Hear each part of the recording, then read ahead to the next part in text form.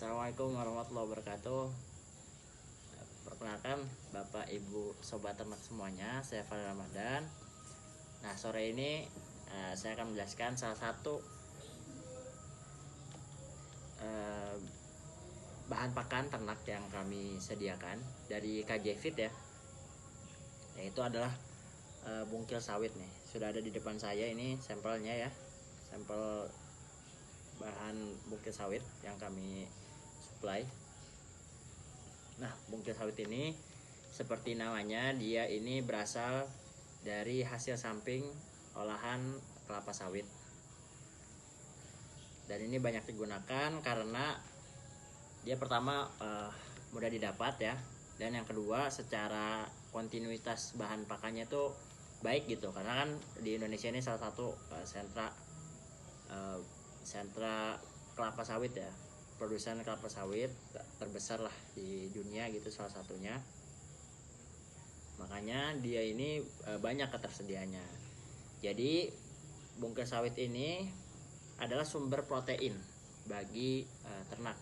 Bisa digunakan untuk ternak ruminansia seperti kambing, sapi, domba, dan juga unggas seperti ayam gitu. Banyak juga yang sudah menggunakan ini karena dia punya protein yang tinggi, dan juga dia ini harganya cukup murah ya. Mungkin gak semurah awal-awal, tapi sekarang ini harganya di sekitaran 2000-an aja per kilogramnya. Nah, bungkil sawit ini bisa digunakan sebagai bahan campuran untuk konsentrat sebagai sumber protein. Ya biasanya kan kalau protein itu di angka dalam bahan campuran konsentrat itu 20-30% ya. 30% dari bahan pakan konsentrat. Nah, bungkil sawit ini kadar proteinnya berapa sih? Kadar proteinnya itu di angka 14% sampai 18%. Itu tergantung nanti pengolahannya dan juga bahan bakunya gitu. Nah, bungkil sawit ini sebenarnya hasil press ya, hasil press dari inti sawit. Jadi sebutnya juga biasa disebut juga bungkil inti sawit. Jadi kan sawit itu ada intinya seperti ibaratnya daging buahnya gitu loh. Terus kemudian dipres untuk diambil minyaknya, dan ini adalah ampas dari hasil press tersebut. Nah, dia warnanya coklat kehitaman, dan ini warnanya disesuaikan dengan daerah. Setiap daerah tuh berbeda-beda warna dan juga wanginya. Jadi dia coklat kehitaman seperti ini.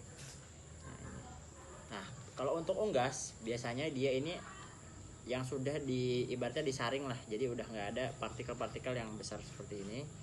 Itu